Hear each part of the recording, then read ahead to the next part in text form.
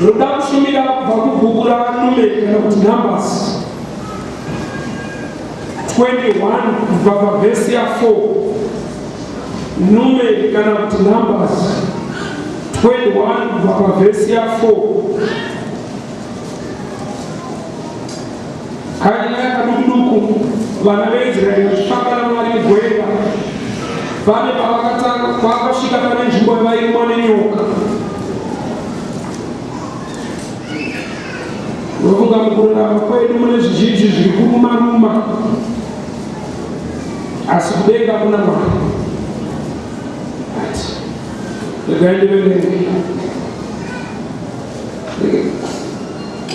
From Mount Hor they set out by the way to the Red Sea, to around the land of Edom, and the people became impatient on the way.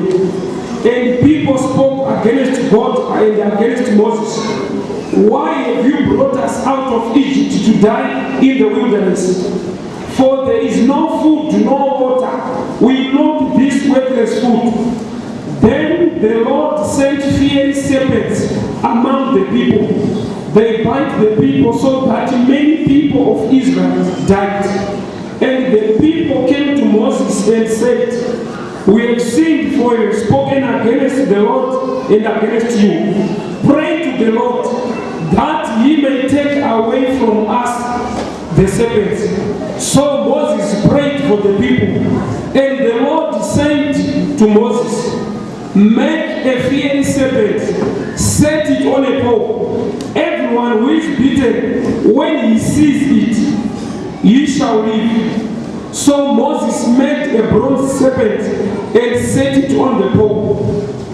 And if a serpent bites anyone, he would look at the bronze serpent and live. Vanhu vaifamba mugwenga vakatanga kukomplaina. Mwari obva vatuma nyoka dzikaruma vanhu mugwenga. Vanhu vari pakati pekurumwa vazhinji vakafa, but vasina kufa ndofunga ndovakaita chichemo kuna Moses. Nokuti Bible inati many people died. Saka pane vasina kufa vakaenda kuna Moses nechichemo. Mukurarama kudai kune vamwe vafa, isu tiripo, but tinenge tiripo tine zvichemo futi.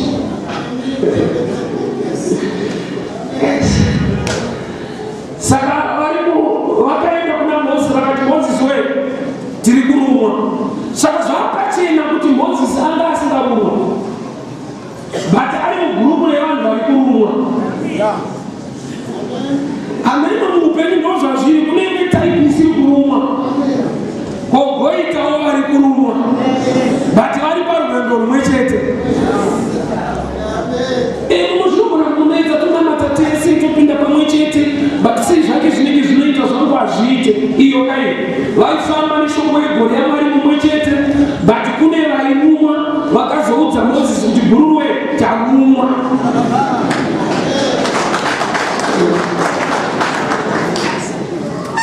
Handizive kuti nyoka dzadzaudzwa here kuti siyai Moses, but zvavo pachena kuti Moses anga asingarumwe, saka vakagona kumupa chichemo. Chichemo chavo vari kuti Moses, namata kuna Mwari wako abvise nyoka pakati pedu. Moses vakati, Moses, namata kuna Mwari wako abvise nyoka pakati pedu. Vanhu havari kurumwa vaita chichemo, but dambudziko ravaita muchichemo chavo vanenge vane nzira yavari kuda kuitirwa nayo. Chavari kuda kuti nyoka dzibviswe pakati pavo. Nyoka ndinoziva dzinogara musango kana kuti murenje. Vanhu havari murenje varumwa nenyoka, vakuda kuti nyoka dzibviswe murenje. Ko auya kwemumwe ndiani? Vanhu vari musango varumwa nenyoka zvokuti vavakuda kuti Mwari abvise nyoka musango.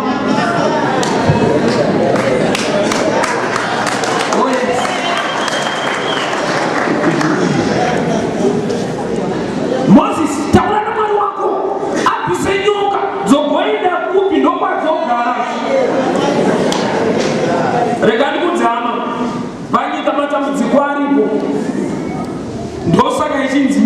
kudenga.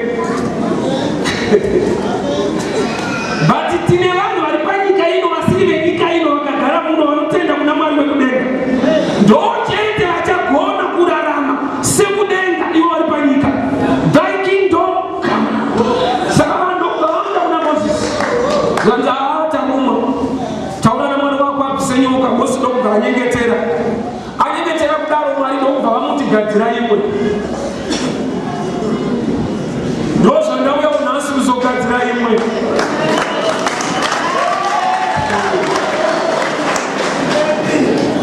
Ndinoziva pane vari kuruma zvino ndatuma kugadzira imwe. Mwari vanoti kuna Mozisi, chipiwa bronze nevanhu kana kuti ndarira. Savaiva nemaearrings nezvimabracelets vakapa kuna Mozisi. Mozisi ndobva agadzira nyoka yebronze akaiisa padanda rake. Zvikanzi mumwe nemumwe anenge arumwa apota achitarisa nyoka. Wese anenge atarisa nyoka anorarama. Saka zvitori pachena kuti vanhu vari kurumwa ndova nezvinhu zvinoshanda kuti vasarumwe.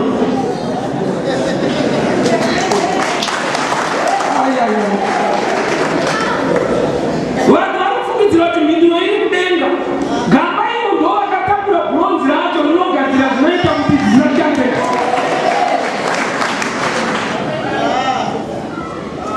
But chandaona ndeichi, vanhu vari kuruma havana kunzi naMwari vagadzire vega. Vanzi vape Mozisi agadzire.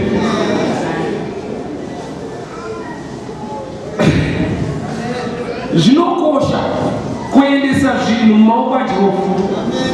Mozisi ndiye mutungamiriri panzvimbo iyoyo. Kureva kuti muungano dzvene yaMwari nhasi, church, this place ndo nzvimbo yokuti ukaunza bronze rako ringagadzire ansa panyoka iri kukuruma. Havana kugadzira vega, vakapa Mozisi. Ndinozviziva kuti kune vaigona kugadzira. Tine vanhu vanofanira kutamba raundi kudarika mupachegumi. Vaikuda kugadzira vega nyoka.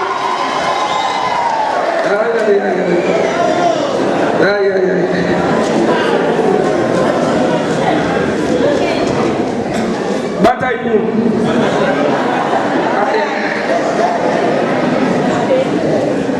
Vanogona kugadzira varipo, but Mwari ataiwa.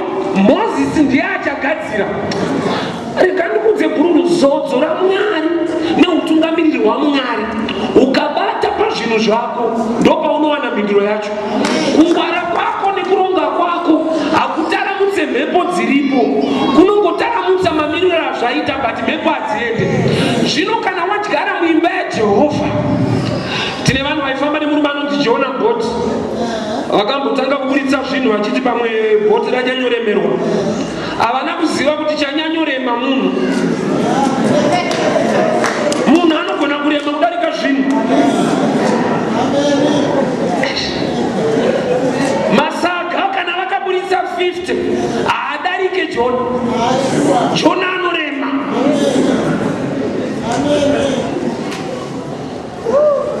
Mozisi, gadzira nyoka uise panzvimbo yako padanda. Mumwe nemumwe ari kurumwa apota achitarisa. Idzi dziri kuruma vanhu nyoka idzi. Bhaibheri rangu rati God sent the serpents. Mwari akatuma nyoka. Kureva kuti inyoka chaidzo dzinotouraya dzakatosikwa naMwari. But chaakundinetsa yagadzirwa nemunhu anonzi Mozisi ndo yaane power kudarika dzaMwari sei. Mozisi munhu agadzira nyoka yake yaane simba kudarika dzakasikwa naMwari wamasimba ose. DzaMwari chaidzo dzikaruma munhu akangotarisa yemumwe munhu. Aiwa, unambondinzwamira ntaura. Nyoka idzi dziri kuruma vanhu vachifa ndedzaMwari. God sent the serpents. But munhu arumwe nenyoka yaMwari akatarisa nyoka yagadzirwa naMose.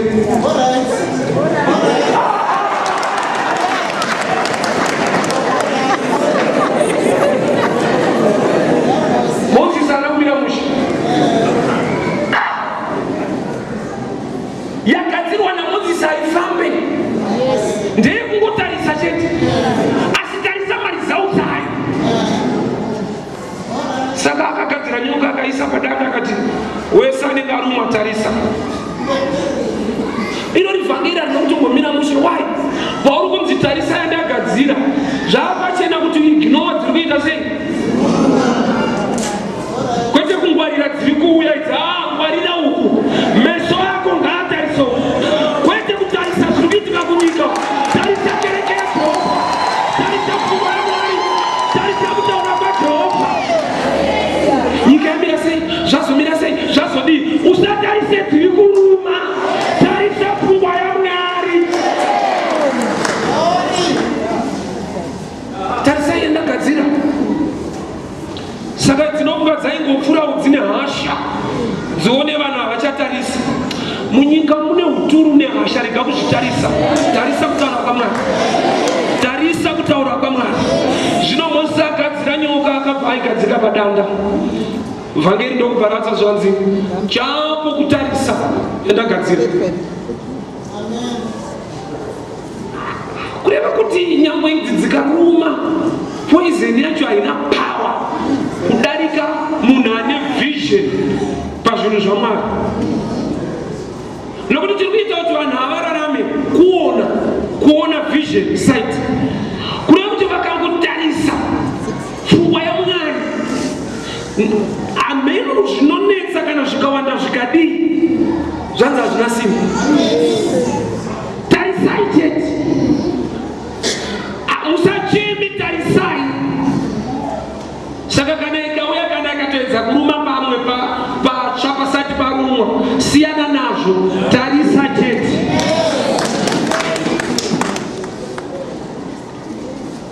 rega ndidzike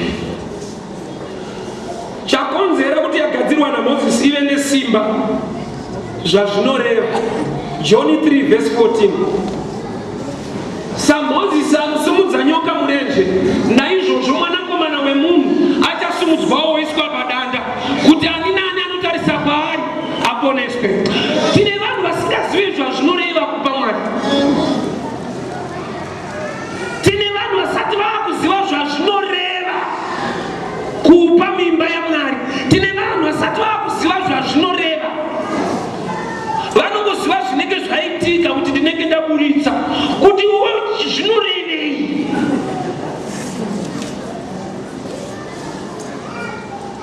Zvazvinoreva ipicture yeNew Testament church ichauya Jesu ndo zvaachaita. Moses agadzira nyoka nokuti vari kurumwa nenyoka. Jesu ari kuuya panyika kuzotiponesa. Anofanana nesu type yacho yakaipa kuti atiponese tibude mukuipa. Saka Moses ari kufananidza nyoka yafanana naKristu aenda pamuchinjikwa kubatsira vari kurumwa nenyoka. Saka that picture yaKristu ndo iri kutariswa nevanhu kwete zvaitwa naMozisi. Tine vanhu vanotarisa zviri kuitika pano kwete pfungwa yaMwari iri pano. Tine munhu anotarisa zviri kuitika pano asingatarisi zviri kuitwa naMwari pano. Aya.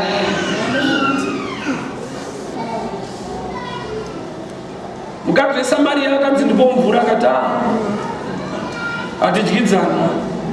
Unosvika pakurambira Mwari. Jesu chaiye akanyimwa nemunhu anonamata. Munhu anonamata akaoma. Mukadzi uyu akati tine yedu yatinopinda pagoma. Takatomirirawo Mesaya. Zvikanzi ndipomvura zvikanzi namata zvekunyima Mwari. Saka Jesu haana kumuti unonyima akamuti hauzivi. Dai waiziva. Dai waiziva. Dai waiziva kutaura newe. Cross kurida sipa kuombera lipa kusaziva. Reka kupendeza Yesu. Osakana nemunhu akaita saBill Gates ane mari unoziva kuti anayo. Ione $50. Otichiuya tisanganise mari yedu pamwe chete tozogovana. Unotoziva kuti ndapinda.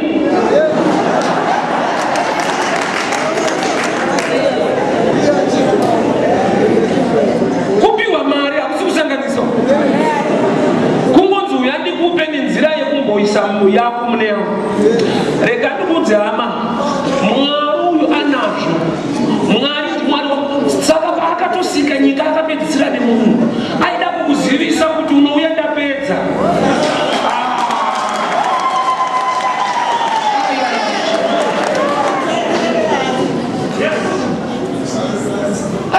zvopera Abrahamu ari kunzi naMwari uya nemwana wako gomo unodisa tive chibayiro. Abrahamu akafamba nemwana vakukwidza pagomo, mwana akabvunza baba chibayiro chiri kupi. Ndoda dambudziko randinaro pamusoro pezvibayiro. Zvibayiro zvinowanzobvunza futi.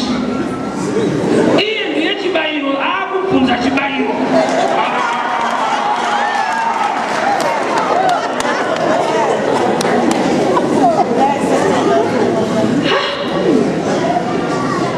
Saka Abrahamu munhu ati kurei haana kumudza chokwadi mukomana kuti ndiwe.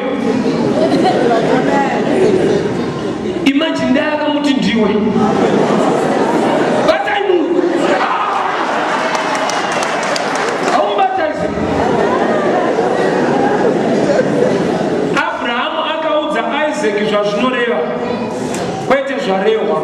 Zvarehwa zvanzi uya nemwana wako. Zvazvinoreva Mwari vachatipa. Tine vanhu vasingazive zvazvinoreva. Ndamuenda isi mukuomera usaziva.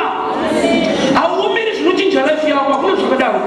Hauomeri zvinochinja upenyu hwako. Haurambi wakaomerera pazvinhu zvinoita kuti future yako inake, hakuna zvakadaro. Chinenge chaputira munhu mweya usaziva. Saka Isaac akabvunza baba chibayiro chiri kupiwa pakati Mwari vanotipa gwai. Aziva kuti munhu mudiki ndikati ndiwe zvatopera hatisvike kumusoro.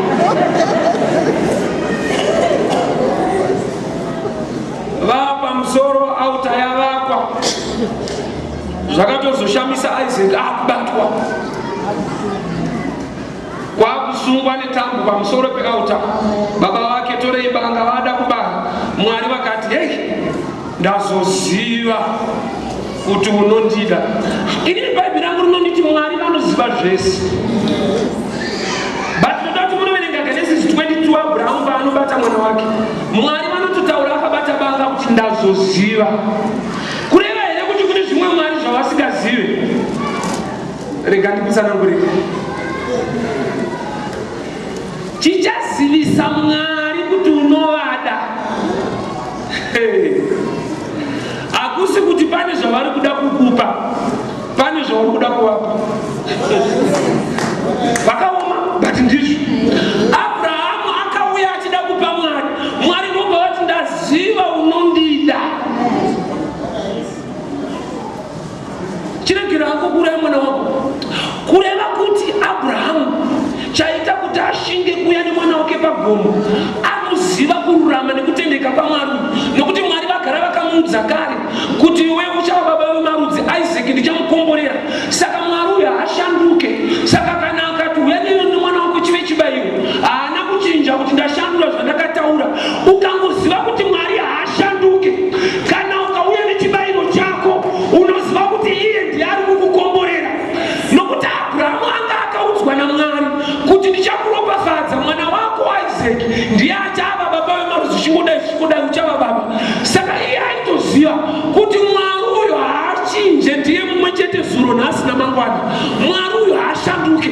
Saka kana akanditi uya naIsaac chive chibayiro, ndiri kutoziva kuti haabayiwe, nokuti kune shoko rakatomuchengeta kare rine future yake. Kune vanhu vasingazivi.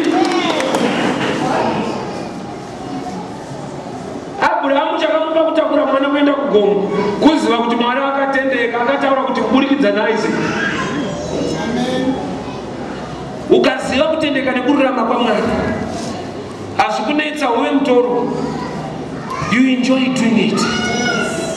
Unonzwa mufaro mukuzviita. Nokuti hausi kuitira munhu, uri kuitira Mwari. Saka dambudziko pariri ndepekudai so. Dai mukadzi weSamaria akaziva kuti uyu ndiye Mwari wacho, zviri pachena kuti aimupa. Chakaita kuti asazive, Mwari akauya akapfeka rudzi rwechiJudha. Chaita kuti vanhu vedu vasape, vanoda Mwari zvisingaite. Kungoti ari kuuya ari mudevelopment yechechi. Saka vanofunda hasi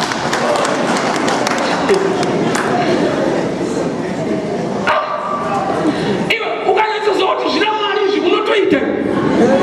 Saka manje zvinenge zvapfeka chijuta so zvekuti unobva kuti takatomumirira Mesaya wakona mimba.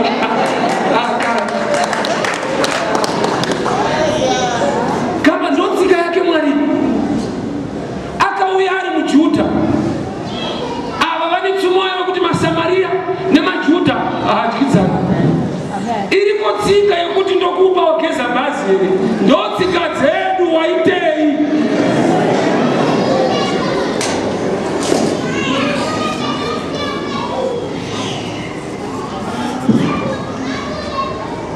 Only if you knew dai waiziva ari kukukumbira iwewe ndiwo waitomukumbira.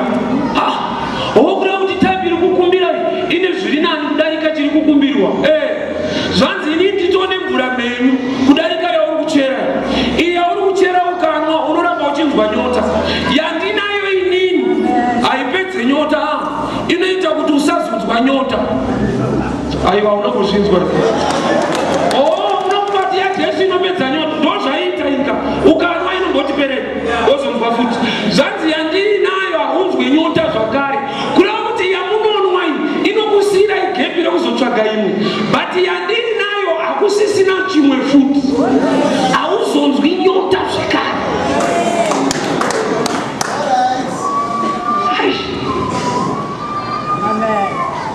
Saka Mozisi apedza kunamata adzoka kuvanhu. Vanhu ndokubva vabvunza kuti vatiko Mwari nenyaya yenyoka. Mozobva vati ndigadzire imwe. Vanhu vobva vati haachanzwa Mwari. Kurumwa kwese uku ndo mhari idzodzo.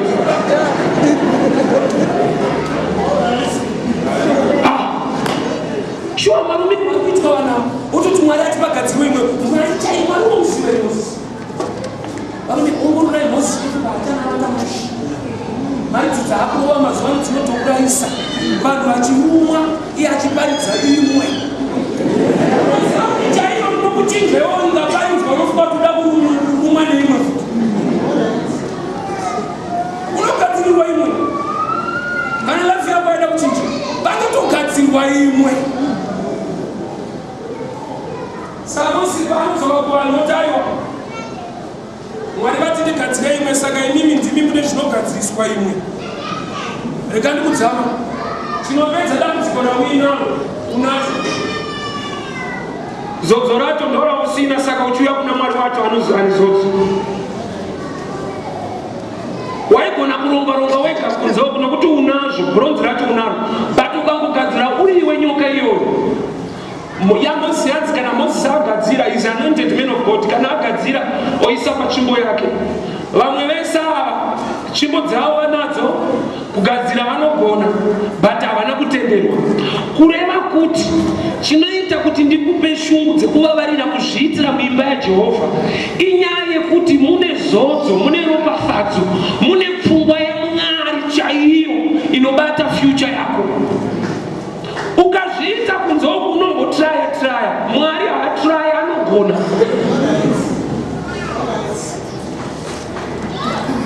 Mwari haatraya, anokwanisa. Pane nguva Jesu ari pamuchinjikwa akatarisa akaona mai vake vakagara naJoni mudzidzi ari apa. Akati, mai, kubva nhasi ndiye mwana wenyu, mwana kubva nhasi ndo mai vapa. Kubva musi iyoyo Maria akatanga kugara kumba kwaJoni. Ini zvakundinetsa kuti Jesu anobvisa mai vake kumba kwaJosefu, mwana oudza mai kuti musadzokere kwababa, endai kwaJoni. Sei unoverenga the last chapter yaJoni. I'm sure it's John 21. Jesu ari pamuchinjikwa anotaura achiti, amai uyu ndiye mwana, mwana ava ndiwo amai. Zvonzi kubva musi iwoyo Maria akanotanga kugara kumba kwaJoni. Iye Maria akambenge atombobereka vamwe vana naJosefa. Mark 3 verse 33. Zvekuti vakoma nevaning'ino vaitomboteera Jesu achipari verse 33 vakatombomuteera vakamira panze vakati mushedze yauye kuno haana kubuda munopaziva sei Jesu asina kutrasta vana vakaberekwa nedumbu ramai vake kuchengeta amai paakasvika pakutrasta disciple dzati kudarika vana vakaberekwa naamai mumwe chete. Secret nei Jesu nevanhu vatinofunga kuti vaning'ina vake vana vaMaria naJosefa kuning'ina hapana. Why? Tizvitarise mukadzi akaita varume vatatu achibereka navo vana ivavo mumwe nemumwe idangwe kudzinza ravo havasi mukoma nemuning'ina mafirst born ega ega. Saka Maria paakabereka Jesu haana kumubereka naJosefa. Saka Jesu haana muning'ina. Saka richitomuti the only begotten son. But kune vaifukidzira kuti ndi blood. Maria haana kuudza vakomana chokwadi kuti ropa ndorine ukama kwete dumbu. Dumbu rimwe chete but ropa uyu kumba kwawo Mwari ega.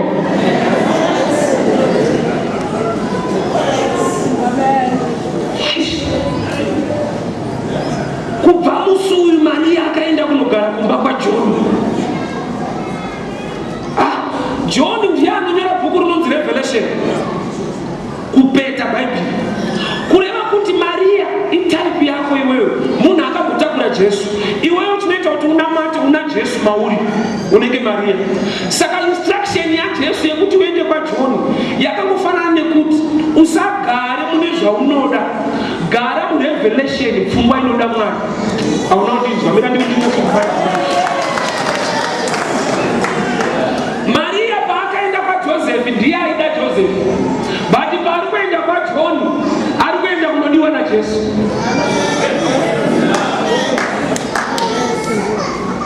Kana wakunzwisisa vhangeri nemuchinjikwa hauende kwaunoda, unoenda kwaanoda.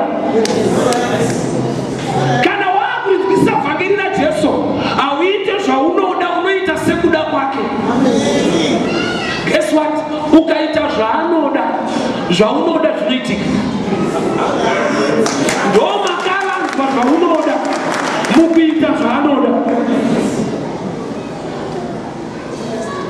Mukadzi weSamaria paakanzi ndipe mvura, chaidiwa kuitwa iye paaipa Jesu mvura, iyopiwa the living waters exchange. Kureva kuti muMwari vane dzimwe nyasha dzavakamirira kuti munhu atore physical step, but zvinoita kuti munhu haagoni kutora physical step yekuchera mvura ape Jesu ndokunge aziva kuti ndiJesu. Saka dambudziko redu zhinji harisi pakuti hauna rekandidati so toti ava vanhu hadi chikonzero chekuti munhu asape ndechekuti nokuti handina. Rega ndichigadzirise. Uyu anonzi handipe, uyu anonzi nokuti handina. Ndomazita awo. Handipe nokuti handina. Vanhu kuti dambudziko ravo ripere unongotangira kuno futi. Nokuti tatangira kuno handipe nokuti handina. Goreresi handipe nokuti handina. Handipe nokuti handina. Ukatangira kuno uchaona kuti sei usina. Handina nokuti handipe. Handina nokuti handipe. Handina nokuti handipe.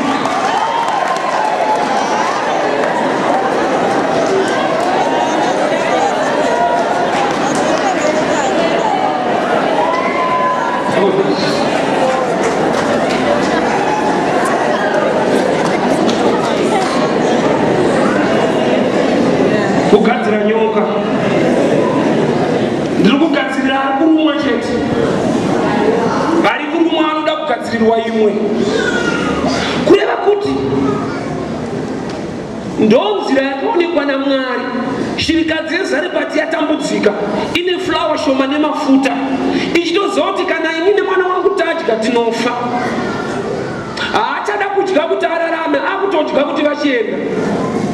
Ozapani zvinhu zvaunowana muupenyu zvaunotoziva kuti izvi handirarame nazvo izvo, but oramba wakashingirira muzvinhu izvozvo than kutsvaka nyasha muzvinhu izvozvo. Munhu uyu akatsvaka favor muzvishoma, nokuti anogara anoziva mutemo wezvishoma hauna kwaunosvika. zvishoma zvine mutemo wekuti unongogore unongopera uchipema unonga unosvika.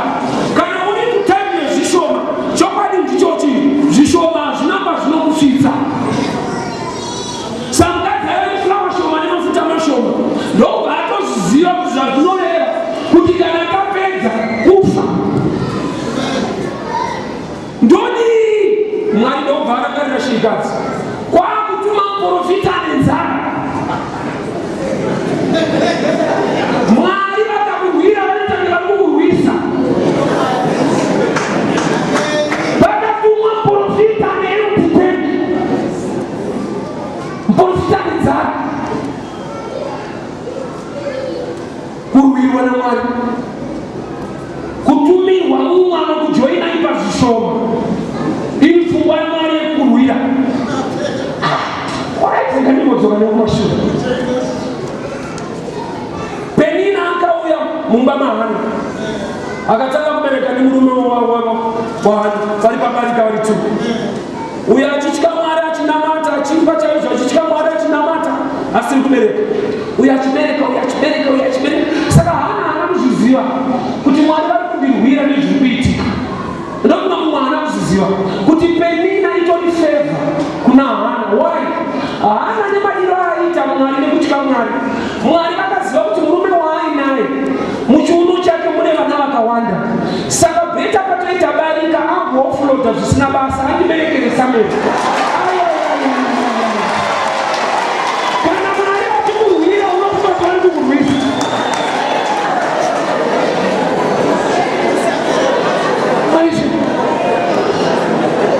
Mukadzi waAbhurahamu Sara Mwari vakatomuudza kuti ndichakupai mwana anonzi Isaac. Sara ndobva aziva kuti Mwari vati ndichabereka Isaac, but muchiuno chababa muna Ishumairi akauya ungofloda chake. Isi takamirira pfungwa yaMwari chete. Hatidi kutakura nokudzina basi, toda kubereka zvakataura Mwari chete. Kana Jehovha ari kurutivi rwako ndiani angakurwisa? Ngatidayiso ndozvifarira chiterevizhi. Mukomana anonzi Jacob akagonoshanda kumba kwaLabhani. Saka ari kubva Labhani ari kumutera pakati perwendo. Kumberi kukuru kuya mukoma wake Esau ane hashawo dzekuti akandibira udangwe auda kumurova. Uyo ari kutera kuti mukwasha atakura chimwari changu chivezwa anoda kumurova. Saka kwaEsau panoda kumurova. Saka asvika parwizi ndobva ayambusa zvipfuyo zvake nemadzimai ake.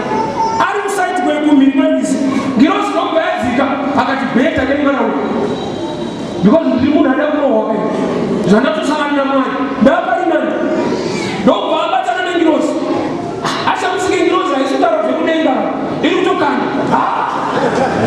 ndiri kuda kurohwa ini madzika kuzorova futi ndate ndinorova kurohwa.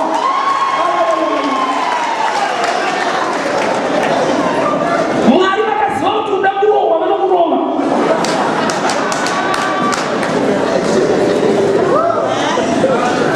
Samukomana abatana nengirozi ndobvataiwa ndikomborerei ndiri kuda kukomborerwa kwete fight zvachiti pachimbo yawinayo zvinonzi makomborerwa endai. Paakarohwa zita rake rakachinja anga akunzi Israeri. Uyo ari kutera Jacob, uyo ari kuinda Jacob. Paanorohwa naMwari chiri kutagwa chichawanikwa. Mwari vakakurwisa, vanenge vachikurwira. Mwari vakakubata, hakuna munhu angakubate. Mwari vakazarura masuo, hakuna munhu angavhara. Mwari vakamira newe, zvako zvinoita. Zviri nani kurohwa naMwari pane kurohwa nevanhu. Yes. Zviri nani kurohwa nedenga pane kurohwa nevanhu. Saka ari pakati penzira anorwiswa nemutumwa orohonzi zita rake kubva nhasi rachinja. muchazviona kuti paanosangana naiso vakarohwe anokishwa hachaoneka. Matambudziko akamirira kukurova dai wabvuma kuroveka neshoko iri shoko rikakurova matambudziko ari kunyika hakukwanise. Mukomana paakarohwa nedenga vari panyika vakatadza kurova hacharoveka. Saka akatobva panzvimbo iye achikamhina akanzi Mengirozi wakunda, unogona kubuda yapera but unenge waita sei wakunda. Munogona kuda kuchikamhina makunda akarohwa akabuda chikamhina chikanzi wakunda kuti hei vadabvisa yese rega ndikudzi wakunda.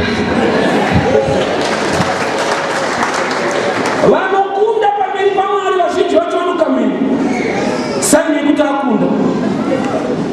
Ukaona usingazvishile kuti pane chabuda mauri hausuda kukunda unotofanira kutombokamhina wasangana naMwari kuratidza kuti ndawina zvezvino. Ngirozi yakatokutaurira kuti ukaona wakukamhina sovaraiti ukaona wakuziva kuti ndandarisa kuna Mwari shuwa handisisina ndaita zvikuru kereke kwedu wakamhina kunzvimbo chaiyo wakunda nokuti warwa nedenga ukakunda. Ansa yemunhu ari kurumwa nenyoka anofanirwa kugadzirirwa imwe naMozisi kwete kugadzira ega. Why Moses? Moses wadi kureva itaipi yechechi kuti paunopinda paunotenda pane zodzo raMwari ndo panogona kugadzira ansa yako iwe wega ugone kuigadzira. Mangwana naendiri kumasvingo Methodist in Zimbabwe ndokuvaenda kutopinda munhu because gore rese Methodist in Zimbabwe chechi kwedu timu ndakaishumira chaizvo kwamereko nekuwadzana. Mangwana tiri kumasvingo Methodist in Zimbabwe. Ndinofara kuti munogamuchira uvhangeri ratinoshumira zvinhu zvinokosha zvikuru. Reganizoke kushoko. Saka mukomana abatika pakati uyu changoita kuti arohwe iye achida kukomborerwa aongororwa agwabva akaita 14 years shanda. Chii chaaishandira pa14 years? Vakadzi. Denga ndokubva raziva kuti taipi ukaikomborera inoramba ichiroora. Right uno mukomana dzikame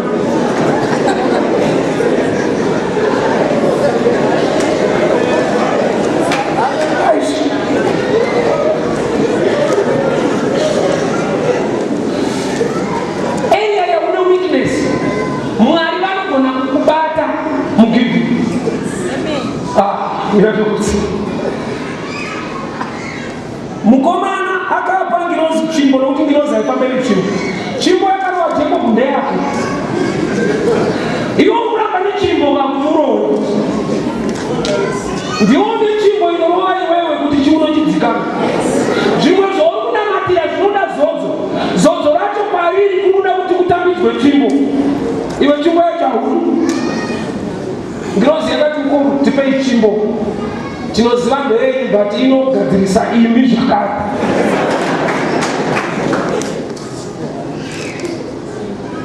Mwari ndonzira yavakaronga kuropafadza vana vavo kuburikidza nekuita zvaunoita mukereke.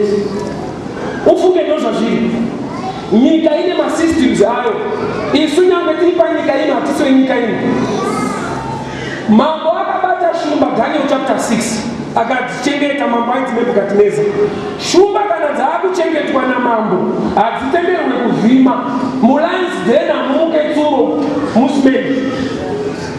Shumba dziri kuchengetwa murumu hadzivhime. Ndo zvakaitwa isusu kuna akatibata hatitenderwe kuita madhiri asina basa but anozviziva kuti hatina kuchinja diet tinoda nyama.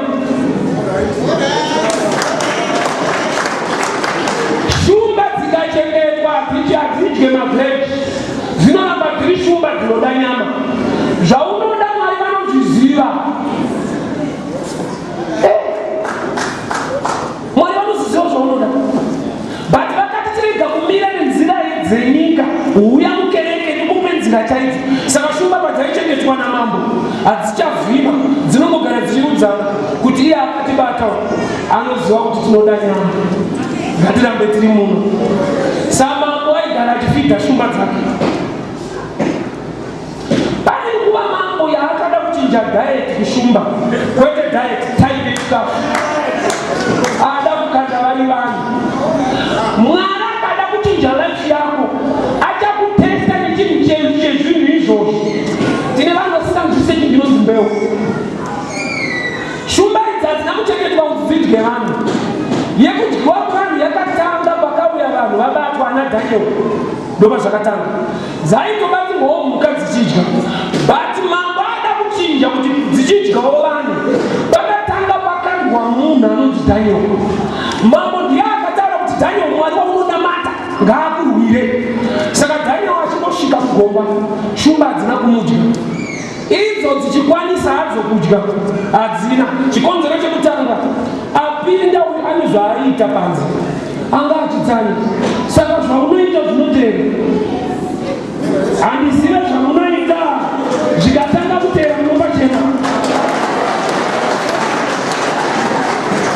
Zvaunoita izvi zvikatanga kutera.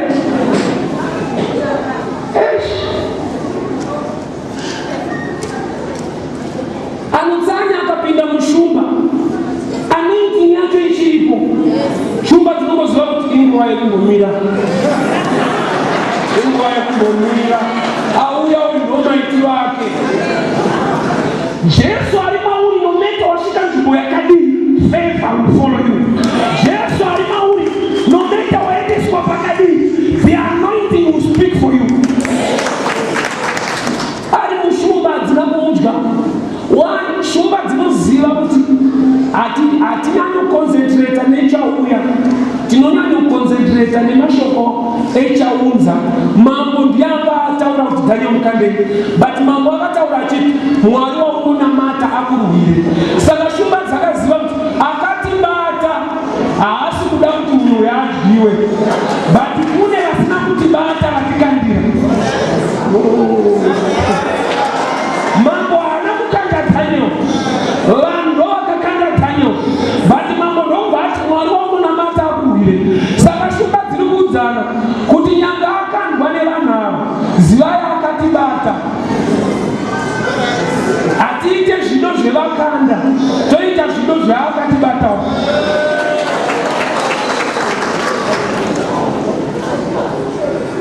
All night munhu asi kudyiwa. Dzimwe dzikada kuti gonza bhuru rimbomira, hauna kunzwa akatibata here. Akati murume ngaarwirwe. Mangwanani mambo vakauya pagomba vakati Daniel. Nokuti shumba dzakatanga kufara kuti ndaikuudzai. Taibiri kudiwa iyi haidyiwe. Tine vanhu vakadya mbeu. Mambo anobuya kuzobvunza munhu mugomba reshumba. Zvinhu zviri nomawere, kuenda kunanga reshumba unotsvaga munhu. Kana kuti unofanira mwoyo kuzoona shumba chete. Kana wakakanda munhu nezuro, munhu haungatotadzisi kumuwana kushumba. But mambo vanouya kuzosheka, havambongoti shumba Daniel arimo here. Daniel. Kuna kuti mambo vanoziva taipi yeshumba dzavo kuti ndakadzibata dzinondimterera. Daniel, Mwari waunonamata akurwire here. Daniel ndobva ati mambo raramai nekusingaperi. Daniel haana kuchemera kubuda. Haana kuchemera kubuda kuti chitondikurisai mazvona haana kutyiwa kai wamainebe ndikurisai.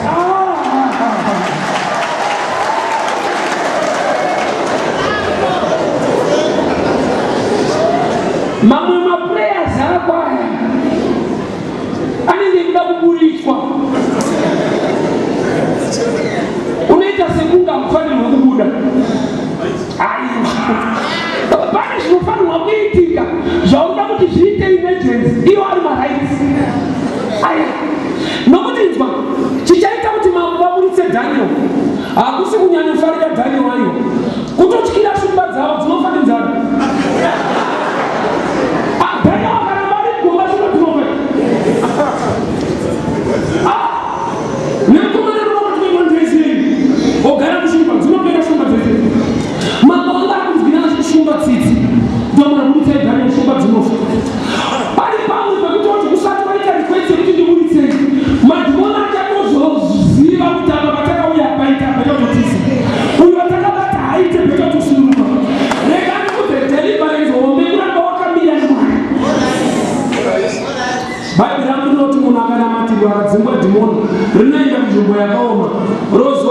kuzotarisa maradzikwa kuti munei. Kuda kuti kudzingwa kwedhimoni haisi complete deliverance, refreshment. Complete deliverance kupinda kwaJesu kuitira mavhiri anapa rikadzoka.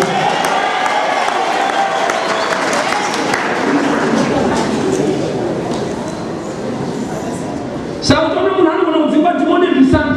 Why? Ari kurowa refreshment. Deliverance chaiyo kupinda kwaJesu wacho ararame mauri.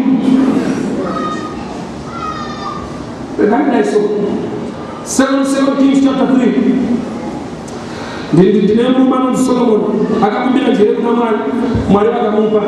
Chimwe chinhu chinoratidza kuti Solomoni ane wisdom, munhu anogona kudzidza kubva kune vanhu. Imwe element inoratidza kuti munhu ane uchenjeri, munhu anogona kudzidza kubva kune vanhu. Ukaona uri munhu anoziva zvese hauzivi. Ukaona uchiziva zvese hauzivi. Jesu chaiye akabvunzwa munodzoka rini, akatandiziva. Jesu akanzi munodzoka rini, ndadzoka ndadzoka, akatandiziva. Iwe manje unoziva.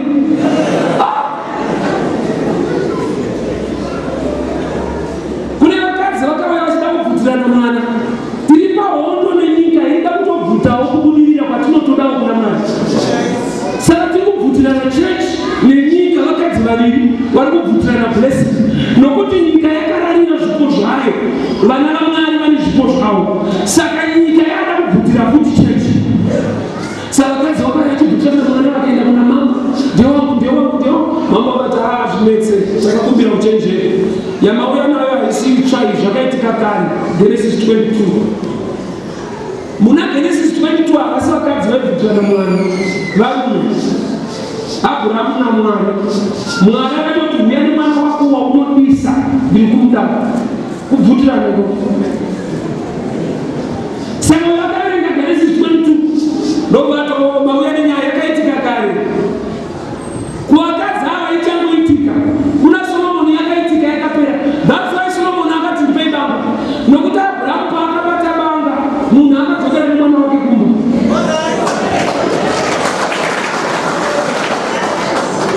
Rega ndikuzama, hakuna chinhu chapasi pezuva. Hakuna. Shoko raMwari rine zvese zvinoitika muna zviyako nhasi. Kungoti dzimwe nguva unenge usiri palevel yekutora revelation yacho kuti woapply musituation yauri nhasi. Zakeo aida kuona Jesu, but kupera kwenyaya yaJesu ndiyakaona Zakeo. Kunoti dai Zakeo aiziva kuti ndiri type inoonekwa, aivavarira kuona. Usaziva. Kakaita mwana wa Zakeo ndonakuona nokako muvenda kuti muchaonekwa inaiki mtu. Hamusi type inoona, muri type inoonekwa.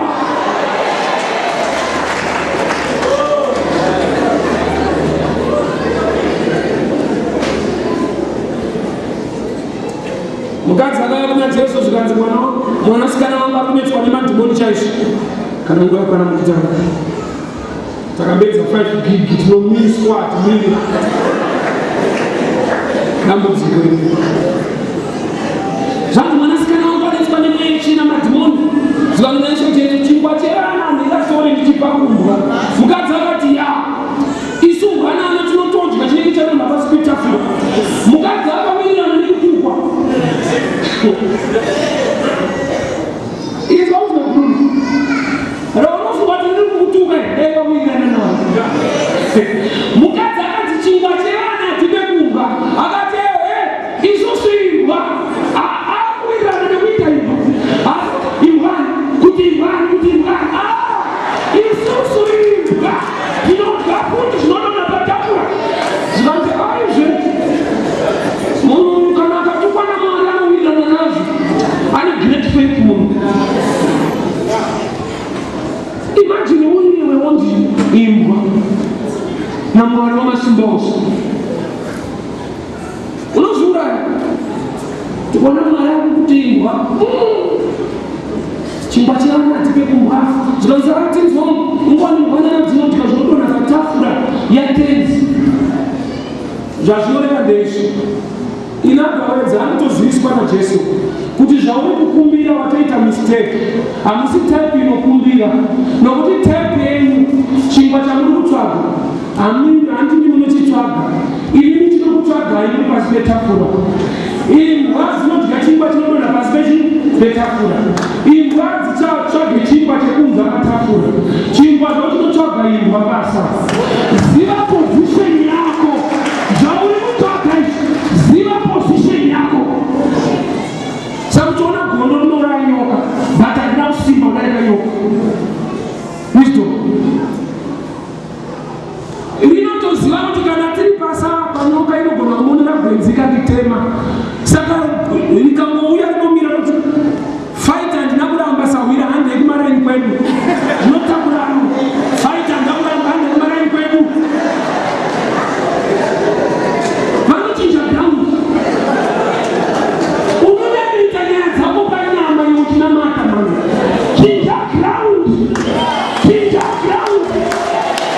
It's not by might, not by power, but by the Spirit of God.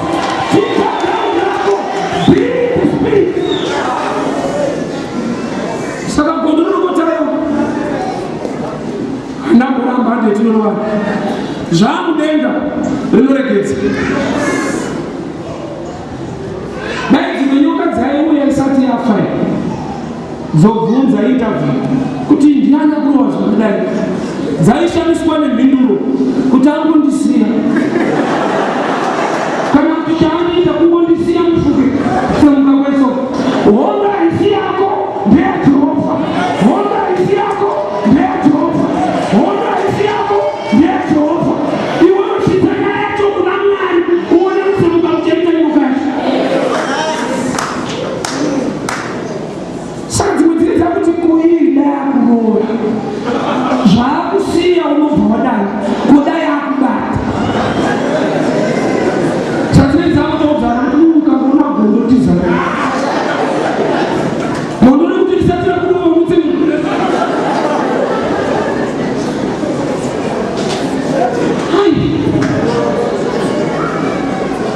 kugona kuchinja ground level. Kana uchinamata ziva pfungwa yaMwari kuti inodei, Mwari vari kudei, tiri kuitei. Vana veIsraeri vaifamba neshongwe yegoreka. Hazvina basa kuti une speed stereke, shongwe ikamira unofanira kuita sei? Kumira. Hazvina basa kuti une jinja, shongwe yegoreka mira.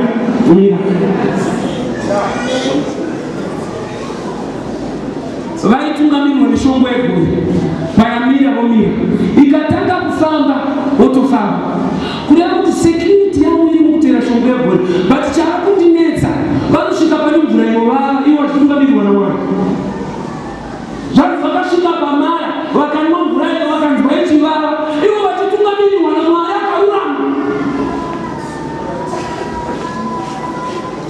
Vakati Mozisi yavava havanonokeka. Mose aripo zvake yavava Mose mvura iyo. Taura Mwari wako yavava. Mozisi akaudzwa naMwari. Kuti pane muti uri pasaiti pa. Zvinhu zvakafana zviri kudenga zvisi kudenga. Pese panovava mvura anza yacho muti uri pasaiti pemvura iyoyo. Pese panova vanhu nenyoka varume ndova nebronzi racho rinoita kuti vasarumwe futi. Dambudziko rako iri rakapera kungoti hauna wacho anopedzisa anoti Jehovha. Adhamu ukamuona akagara akasuwa so asina mukadzi ndiye anaye akamuviga. Anotoda kuvhurwa naMwari kuti awane zvaasina. Adhamu kushaya kwake mukadzi ndiye anaye. Nokuti Mwari vakatsvaga kwese wakashaya kusvika vakazoona wantu vari kushaya ndiye anga ainaye.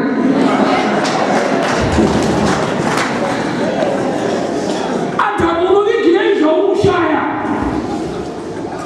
Aiwa ndoda kubvunza Adhamu. Naye Adhamu zvauri kushaya zviri kuzvivigirei? Ndiri kutaura kuti ndione kuviga breakthrough yako. Tendera Mwari kumbova parubavu.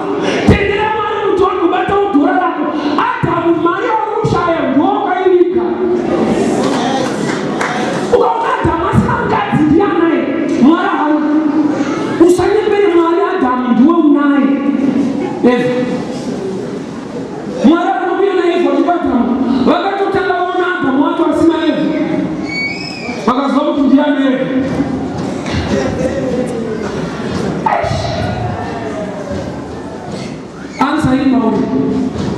mindiro unayo, mindiro ndiwe. Kana wagona kuteerera zvinotaura shoko raMwari, ukagona kuapply, ukagona kuita. Ndinofarira ana chiremba, dokta ukaenda, let's say wakachekwa nebanga paruoko, kana zvikanzi akabhuroka zvakadii, haangotanga nekukurapa, anoti chironda ichi baba, toda tsamba yekumapurisa. Makambozvinzwa? Kurati kurapa tinorapa hongu, but type yezvironda izvi zvakuda matsamba.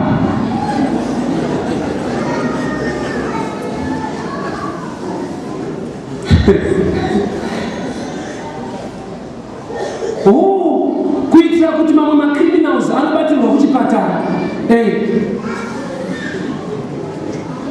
Kune rimwe dambudziko rekutoti hatisati taiadresa. Ndiri kungokupa tsamba chete, tsamba dzeshoko raMwari. Zvironda izvi tinorapa zvironda, tinaana dokta, but kune zvimwe zvatoda kuti muende mapepa kuti makazviwana sei, makachekwa madini, taiva ndakadona hamudoni mudonhero webanga, ibanga yaudone zvebanga kudaiso. Unyatsoziva iwe problem yako, kuti handidi kuprofita munhu. Aiwazve muprofita chaiye 2 Kings chapter 6, munhu akarasikirwa nedemo, Elisha akaudzwa munhu waMwari demo rarasika. Elisha anamutanga nekuprofita, akatanga nekubvunza rasademo kuti papa ndichaprofita kwariri kwete karapinda nako pamuzivawo, karapinda nako hauzive, kwariri hauzive. Chiprofita ndechekukuzivisa zvakavanzika, zviri pachena ndezvako kuti uzive. Chinzwisisa manje, haugone kuwana simba rechiprofita kana usina kuziva zviri pachena. Demo rinofanirwa kudzoka neparapinda napo, saka anofanirwa kuziva parapinda napo ndianasa demo. Saka simba rechiprofita ari kunge iwewe maziviro awaita mafambiro azvo. Rega ndikudze chinhu ichi. Bhaibheri rinoti Bheterehema Judha mauri muchaberekwa mambo. Hapana muBheterehema Judha akabereka muenzi, ndiye akabereka akabva kuGarirea. Hazvina basa kuti muprofita ari kwenyu, munogona kuzvishanda. Chiprofita chaiva kunzvimbo inonzi Bheterehema Judha, but akachiita ndiani? Maria abva Garirea. 2 Kings chapter 7, Elisha akati mangwana nenguva ino tichadya zvakanaka. Vakanotora chikafu, vanhu vanga vasina munhu achitaura. Tine vanhu vanenhamo nedambudziko rekuti dete chamuprofita, dete una muprofita. Chiprofita chikuru kuteerera zvinotaura Mwari. Mwari akatendeka. Kana vavengi vako vakakurongera zvakaita sei, iwe ukaramba wakarurama pamberi paMwari, ndokundiso. Iwe kundiso yaunoda kuti uzodzita so, rega ndikudze kundiso, teerera Mwari. Mwari akarurama. The 4 lepers vakaenda vakanotora chikafu vakadzoka nacho, but havana kunzwa Elisha achiti mangwana chikadya zvakanaka. Vaitogara kunze kweguta, aiva maregents. Haisi nguva yekuteera maprofita, inguva yekuteera shoko raMwari, chiprofita chikuru.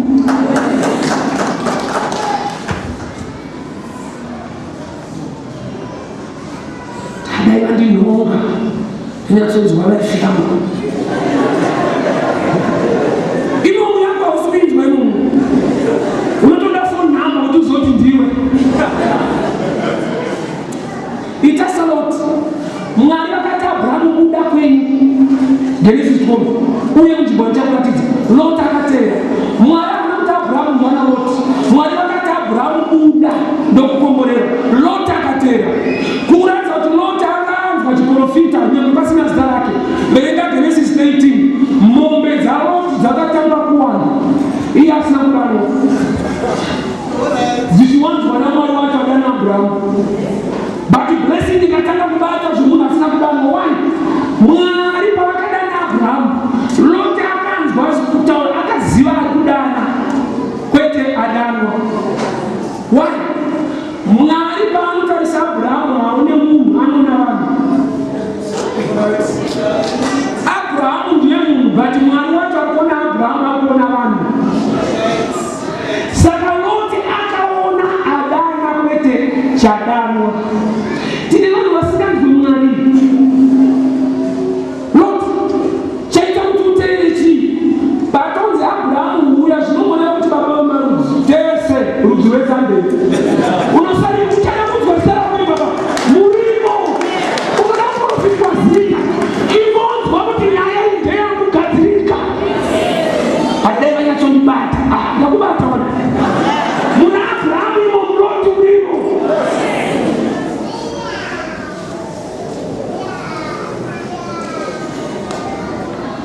ari kurumwa.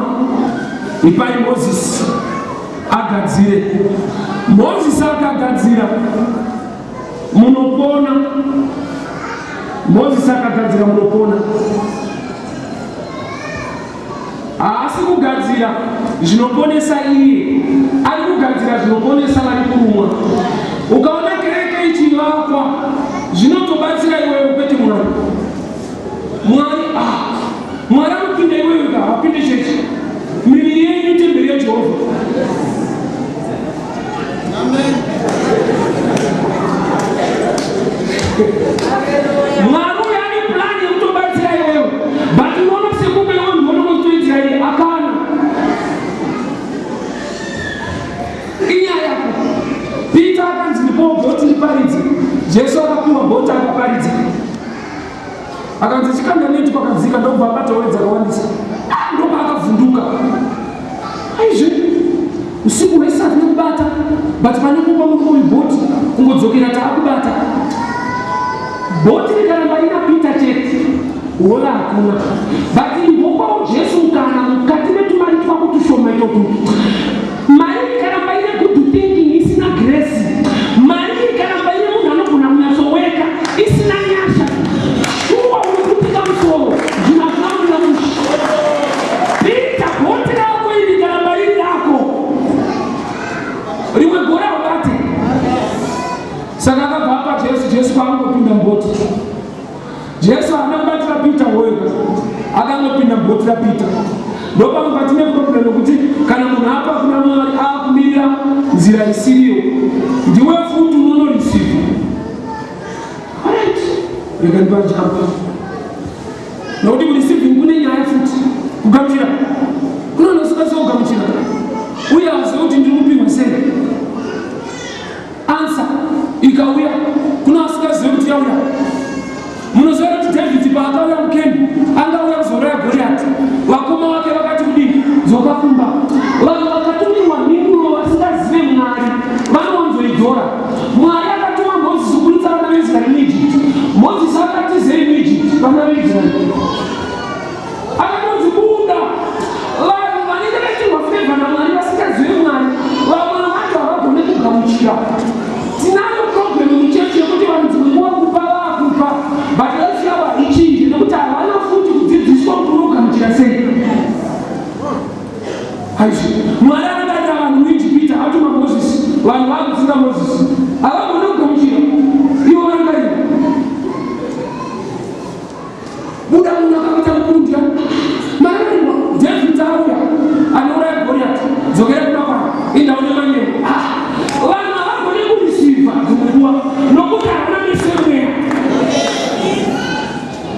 Kazvishune maanobata Elisha aipota achipfuura neipapo akazviona kuti munhu waMwari haaparidze murodya Elisha, ainoparidza kwaari.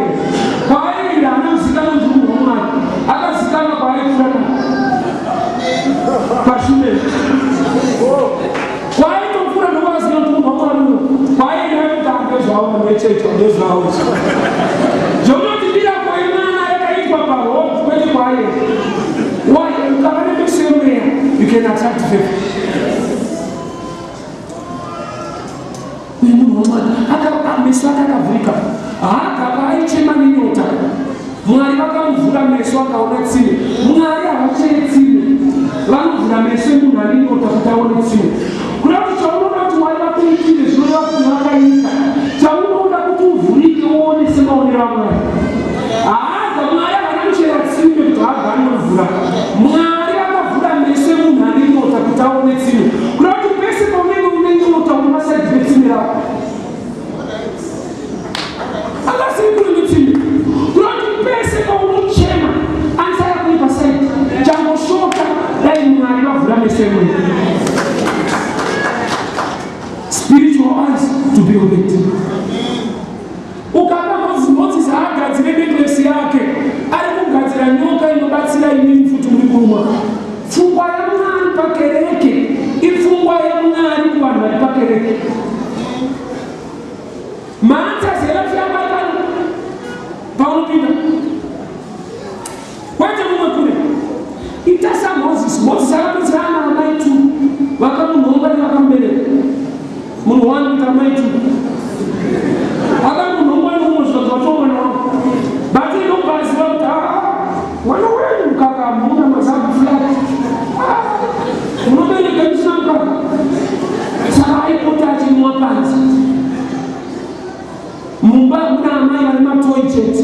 panze pana amai vanomuka.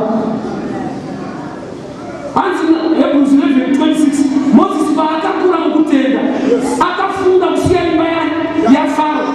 Amai vasina mukaka vaite mwana akure nematoyi.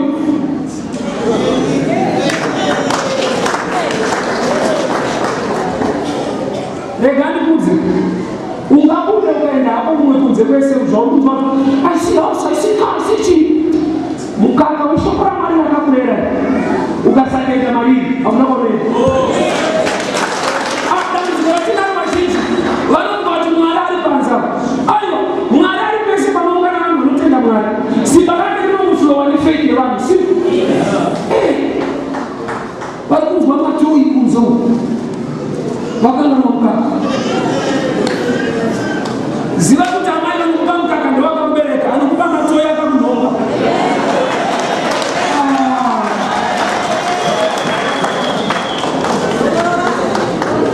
Uya tomunhonga wanerwa nemethodist uyu. Anokuti asiyoka atokuona wajaya akadzikama nekuda kwekuti warerwa naamai nemukaka pano.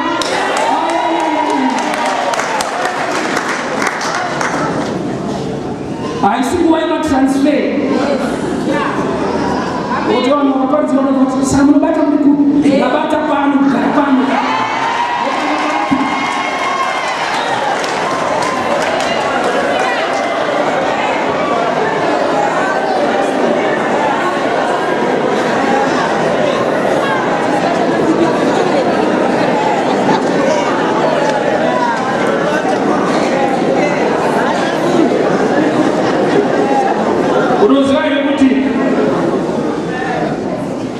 Mawise men vaitsvaga Jesu.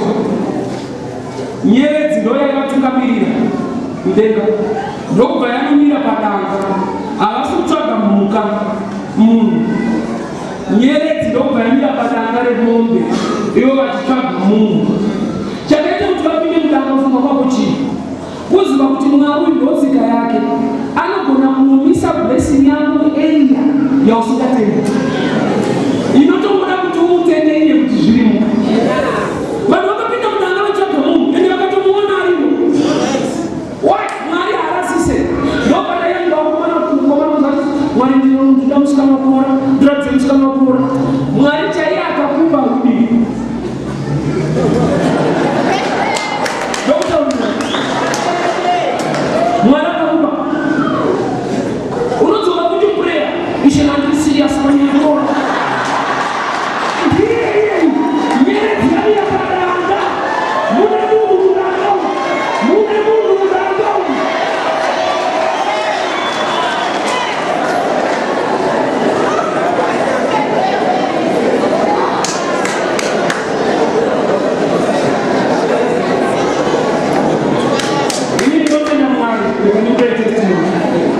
Ndinotenda Mwari akandipa mudzimai watindani. Haana kufunda. Agumira pamutumbi. Ndinotenda Mwari vakagona. Ndaitoda magraduate. But Mwari akandipa akagumira pamutumbi. Chikonzero chacho ndakazochiona. Munhu anokusungirira pazvinhu zvaMwari. Kuti ndimire pano nhasi ndiye. Mazuva andainwa ndichigapa yaingoramba chingoti Mwari akadai murume wangu, Mwari akadai murume wangu.